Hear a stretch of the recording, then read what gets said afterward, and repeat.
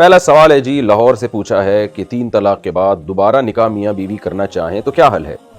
کچھ عرصہ پہلے میرے شوہر نے مجھے 1 طلاق دی، اس کے بعد ہم نے سلو کر لی اور رجوع ہو گیا۔ اس کے بعد کسی ایشو پر شوہر نے دوبارہ مجھے طلاق دے دی۔ اس بارے میں اللہ کے حکم سے ہماری رہنمائی فرمائیں، کیا ہمارے پاس اب اس کا کوئی حل ہے؟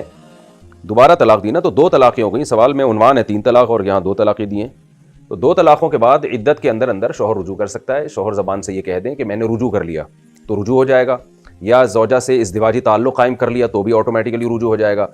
اس کے بعد شوہر کے پاس ساری زندگی کے لیے 1 طلاق کا حق رہے گا۔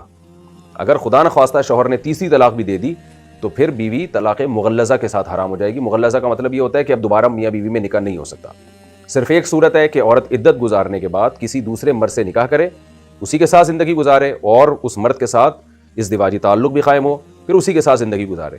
اگر اس کے ساتھ اس کی نہیں بن رہی ہے یا وہ دوسرا مرد نہیں رکھنا چاہتا اور اس کو طلاق دے دیتا ہے یا اس کی ڈیتھ ہو جاتی ہے تو پھر عورت عدت گزارنے کے بعد جہاں چاہے نکاح کرے، پہلے شوہر سے بھی کر سکتی ہے، پہلے کے علاوہ بھی کر سکتی ہے، تو اس کے ناجائز ہونے کی کوئی دلیل نہیں ہے۔ جو حلالہ اسلام میں حرام ہے وہ ایگریمنٹ کے تحت جو کیا جاتا ہے نا، 3 طلاق کے بعد عدت کے بعد عورت کسی مرد سے پراپر ایگریمنٹ کرے کہ بھائی میں تم سے شرط کے ساتھ نکاح کر رہی ہوں کہ تم نے ہم بستری کے بعد مجھے طلاق دینی ہے، تو یہ ایگریمنٹ ناجائز ہے۔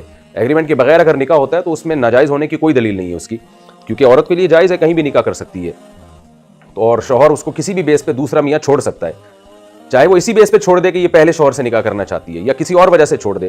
تو ہاں نامعقول وجہ ہوگی تو پھر طلاق بہرحال ایک ناپسندیدہ چیز ہے، کوئی معقول وجہ ہے تو پھر ناپسندیدہ نہیں ہے۔